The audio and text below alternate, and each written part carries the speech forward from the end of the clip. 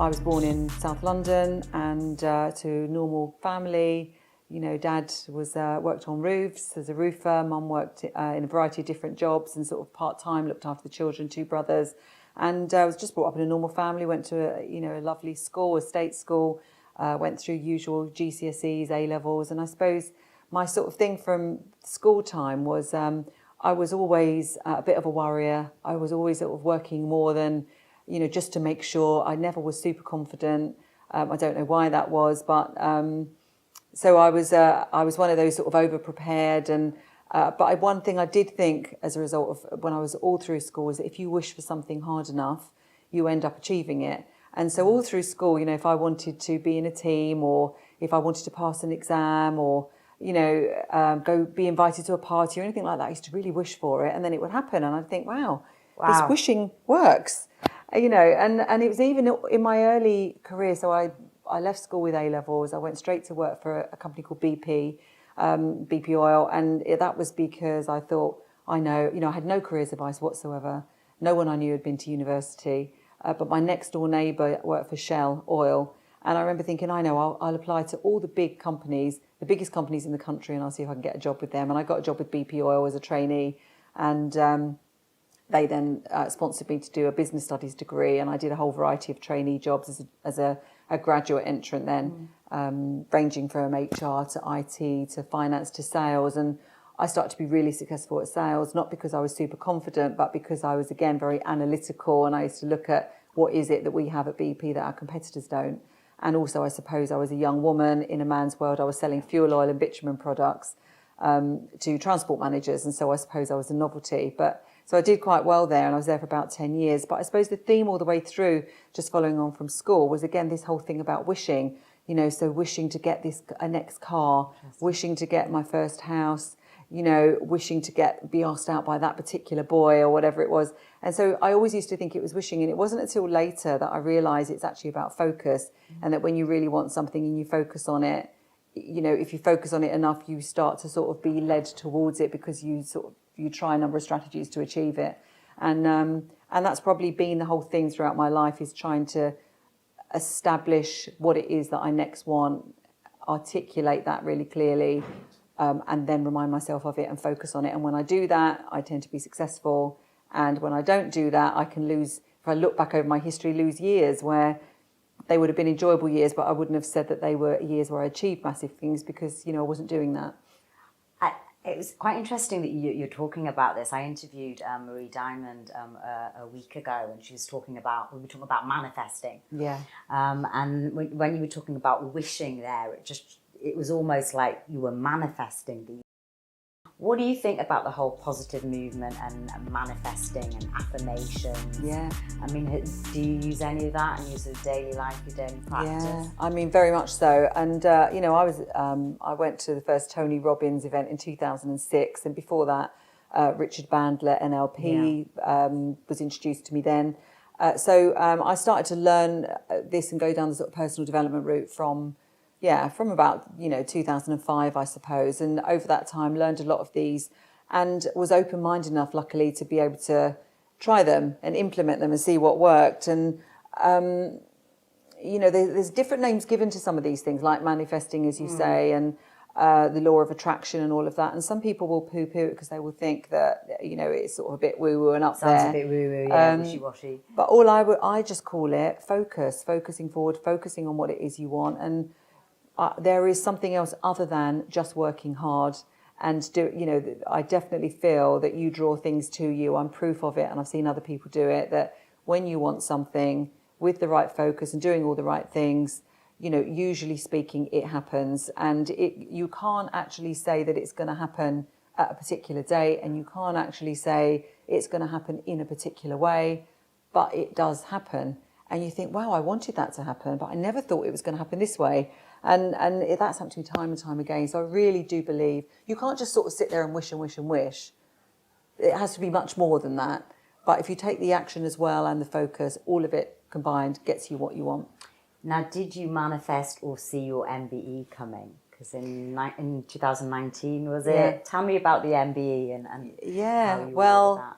I mean, I think what was really weird was that I had a photo shoot in central London. You'll see it on my Instagram. And it was so I got the MBE in January 2019. I was told about it by my daughter. She came running over to meet me in central London because she had a letter. And she said, I really think you should see this letter, Mum. And that was in the November. Well, I had a photo shoot in the summer of 2018 in London. And the photographer said, oh, let's sort of have you walking up the Mall and, let's walk around, have some fun and walk around, Buckingham Palace and things like that. And anyway, he did this amazing photo. I said, let me make it look as if I'm just walking into the palace. And he said, oh, no, the security guards will they'll stop you. And I said, well, let's see how far I can just walk up to the gates before they do stop me. So I've got this amazing photo of me walking in. And I put it on Instagram and I said, one of my ambitions is to meet the Queen.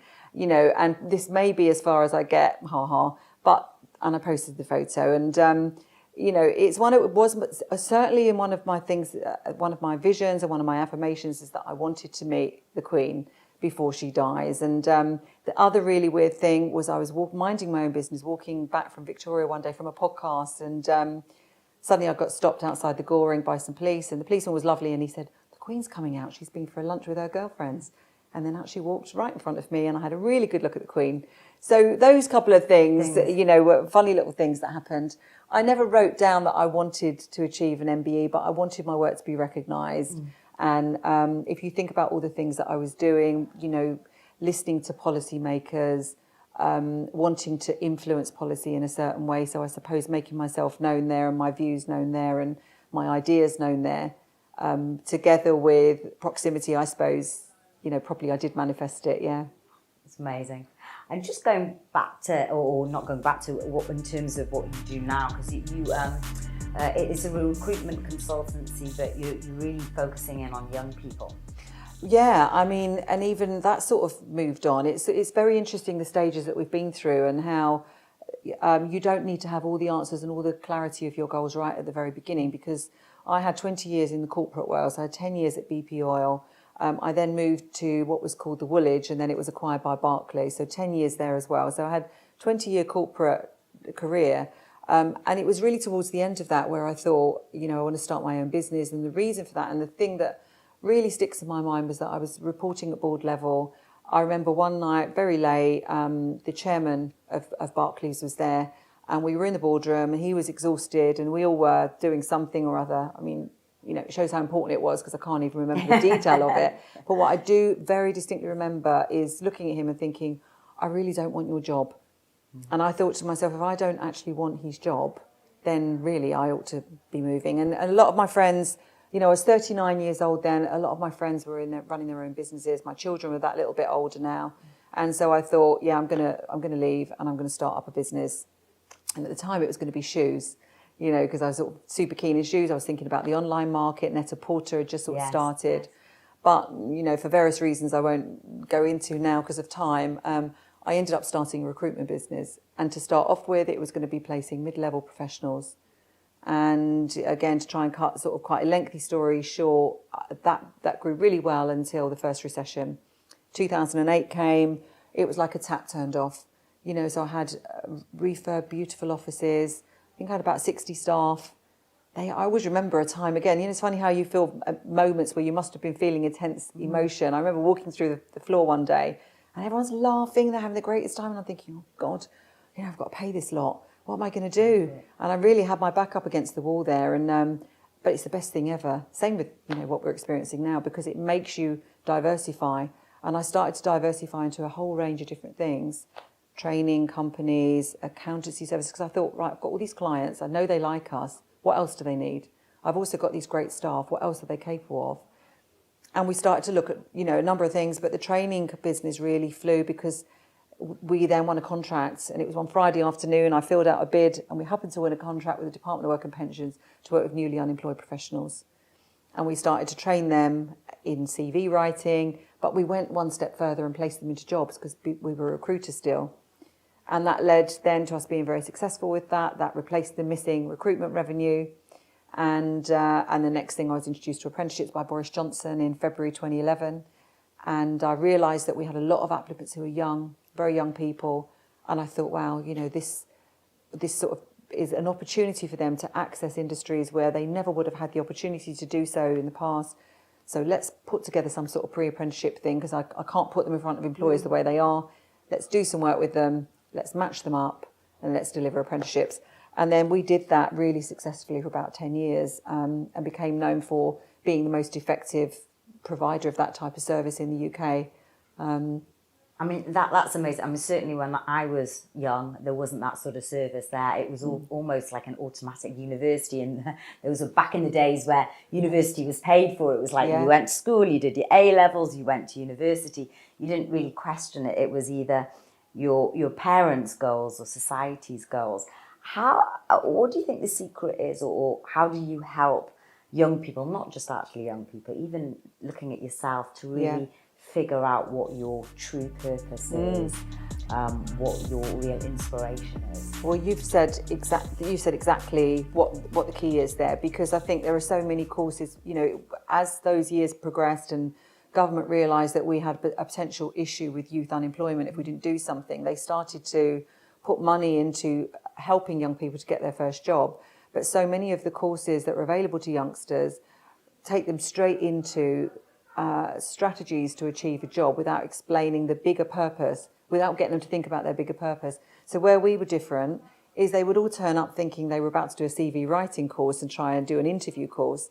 And we'd be saying to them, what are your life goals? Yeah. And we'd be saying, you know, okay, so let's visualise yourself in 5 years' time. And they probably would never ask that before in their lives. You know, so you had, and we used to have great, and we still do have great fun with it. You know, so you've got guys saying, right, well, you know, I'm with this girl, she's tall, blonde and hot, I'm driving an Audi and I've got this car and I go here on holiday and I'm wearing these trainers. And so we say, yeah, and what? So they would document it and they'd get super excited about it. And we'd say, okay, so now let's have a look at that life. How much does that cost you? So we keep them in that mindset. Okay, well, it cost me this much. And what are you doing as a job at the moment? Oh, well, you know, well, are you working in an office or are you outside? Yeah, I'm working in an office. You know, how much are you earning? Oh, I'm earning 50,000. Okay, great. So they get this really clear picture. Then they're all super pumped up and excited. We do that over about a week, and then we bring them forward again and we say, okay, so you're now really clear what you want. We're going to show you some stepping stones. You want to be to get that house and that girl and that car and this, that, and the other. You know, this is really what you need to be achieving. So let's take you back here. You've got to pass your maths. You've got to pass your English. You need to learn how to sort of present yourself in an interview. Now the light bulbs have gone on. Now you get total engagement, and then you've got 5 or 6 weeks where they're really listening to everything you say. They see all their friends getting jobs, and they're up and running. And that's the difference. Yeah, business re-engineering backwards, basically looking at your end goal and then figuring out the past. Yeah, and we had so many success stories with it. It's been really lovely. You go on LinkedIn and you look at the alumni now, people working all over the place in amazing roles. And we put thousands of people through it. So that was a lovely piece of work. And but we've sort of changed our focus a little bit now, because in 2018, I launched what I called the Limitless Manifesto in the House of Commons.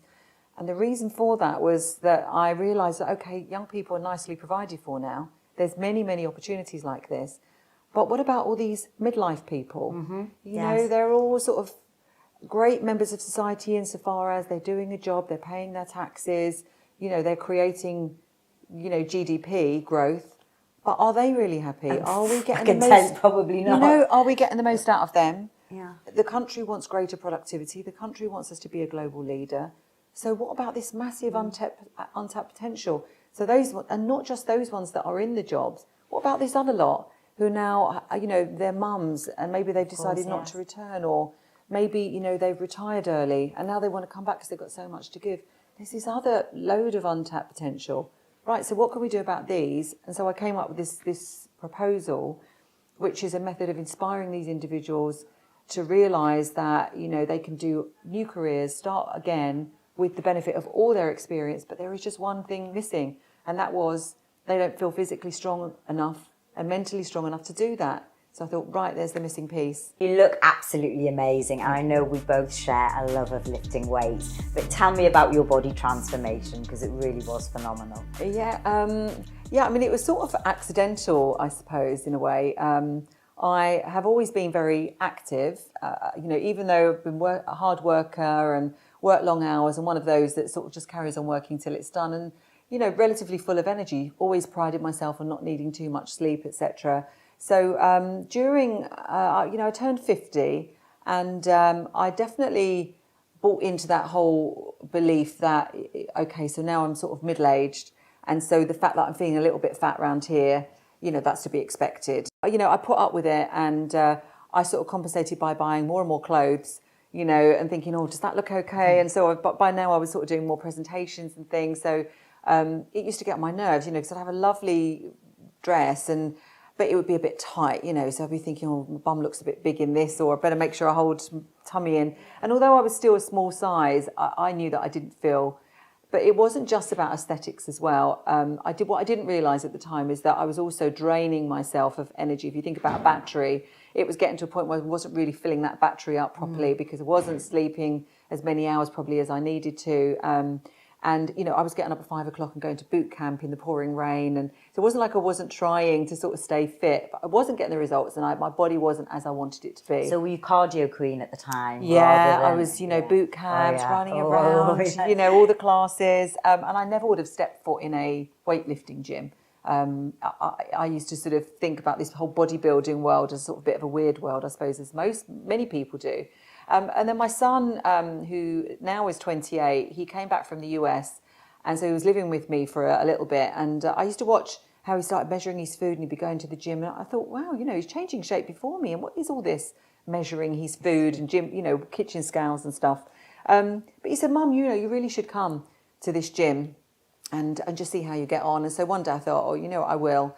And that was in 2016. And I just got introduced to this whole new world of a different way of seeing nutrition and weightlifting, and what, as you well know, a whole part of this picture of sort of transforming your body and your body composition so that you actually look how you want to look in terms of you look toned, but also that you feel really strong. It's to do with 80% of it is nutrition. Completely. And the rest of it is to do with, lifting in the gym. And so I learned all this, and I was given all these new skills, and I sort of took a bit of time to get my head around it during the rest of that year, which is 2016. But during 2017, after Christmas, it was one of those things where I started to focus. And I always remember, again, I saw a picture of someone's abs, a female, didn't know her, put a photo of her abs on my phone, had her abs on my phone for the best part of the year. And I suddenly had this amazing transformation. I lost 10 kgs in weight. Wow. And I didn't really change clothes shape as such, but for the first time I had abs.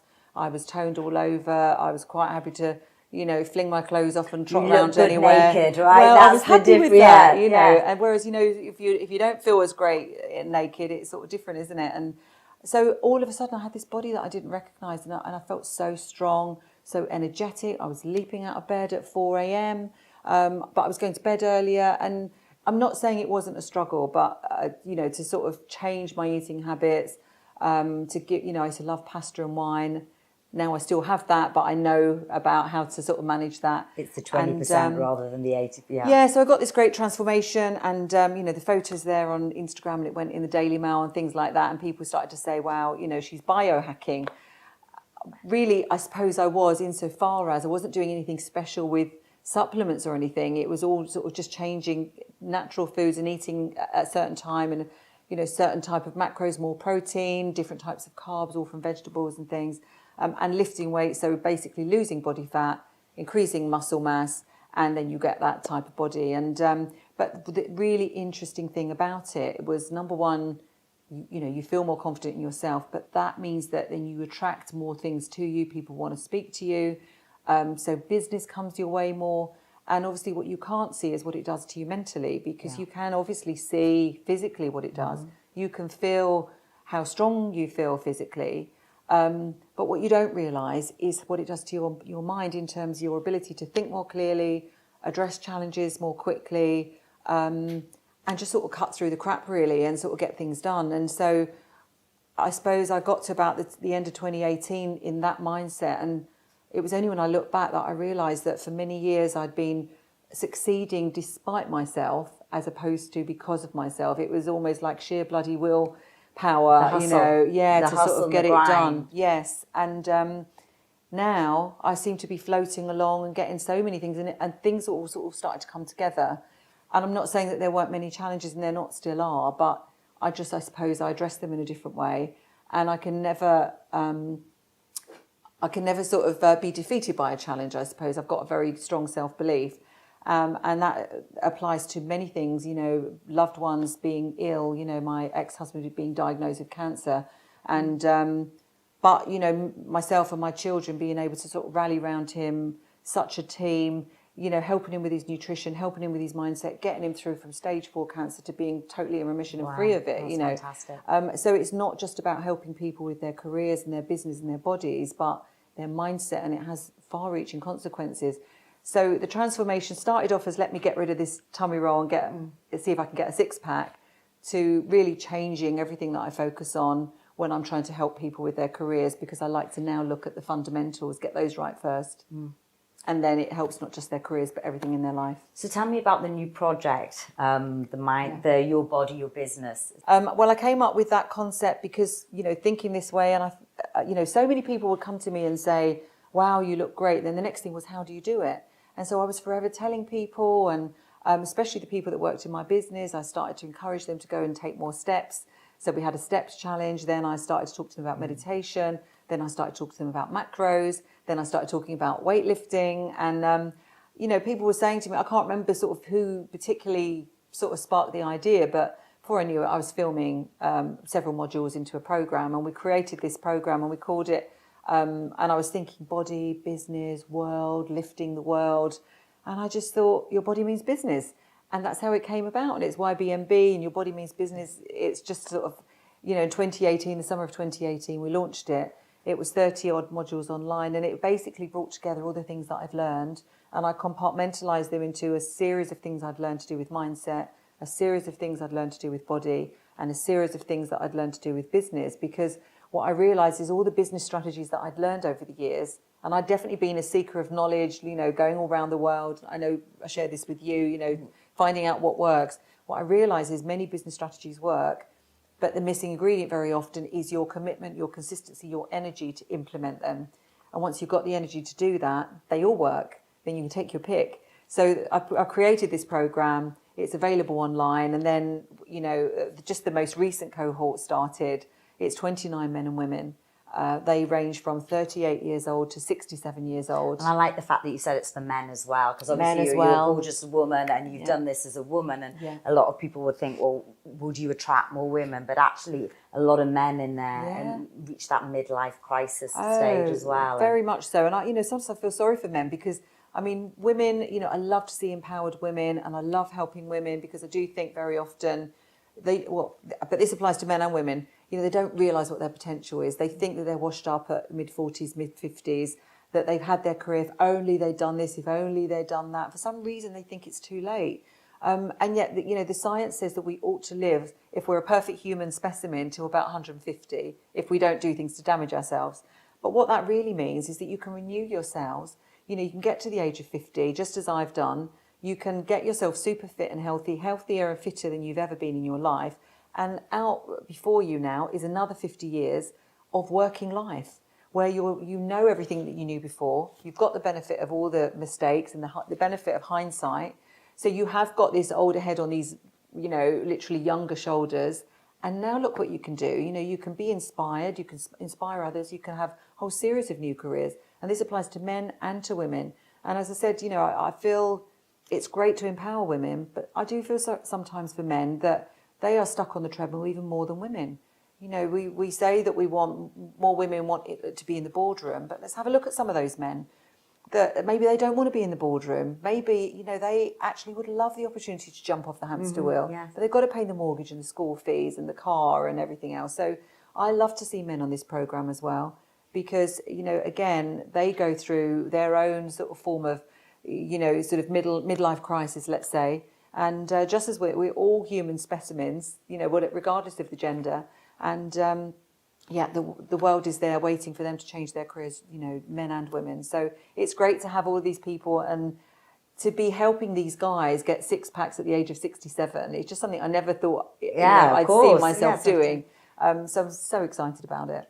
And is there any bits of advice or tips that you could give the audience if they're watching this and they think, okay, what maybe is the starting point? And I know you're a great believer in routines as well. Yeah. And I actually just listened to your morning routine, which I think is lovely. And everyone, well, some people don't have a morning routine, but I'm a firm believer actually in having some sort of routine when you get out of bed. Are there any tips and advice or your secrets that you could share?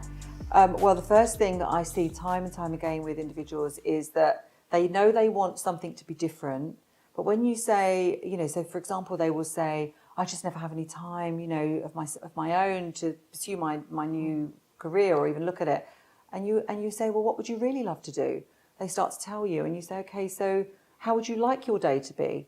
And they go, well, I suppose I'd like to work from 8 till 12. Okay, so let's write that down. So I think one of the tips is to document exactly how you want your life to be. It's amazing how people don't do that. That's the first thing. Set yourself a target, and this is not lofty goals. This is, how would I like my ideal day to be? Well, I would like to get up at this time, eat that, work then, see these people, read a book or whatever it is. Document that. Document that, put it in a book so it's part of a vision. Look at that every single day. Okay, so now you're very clear and you start to focus on what you really want. You've now articulated it. That's the first tip that so many people don't do. Now, the second thing is to have some consistency in your life, to do little things every single day and to start to string those together so they become habits. Again, people sort of don't give it long enough. And I was exactly like that with regard to my fitness. When I very first got introduced to the weightlifting thing, 3 or so months, and I thought, look, I'm going to do a bit of this, but I'm not going to do all of that because, it seems far too much of a faff. I thought I knew better. Quickly. Yeah, I don't need to diet. Yeah, I don't need to do that. Yeah. But really, once I actually got my head around what needed to be done, I thought, do you know what? I'm going to really give this a go now, and I'm going to be consistent. I got the result. And this has happened so many times throughout my life and others as well. Consistency in the end is key. You do everything, whether it's you're going to do a daily email, whether it's going to be a daily podcast, a weekly podcast as you're doing, whatever it is, consistency. Angela, we've come to my final question. If you were to write a message in a bottle for future generations to find, what would that message be? I know it probably sounds, cheesy, but you can do it. Hope you enjoyed the show. Remember, there's a new interview out every Monday, so hit subscribe and like, and you'll get it straight into your inbox.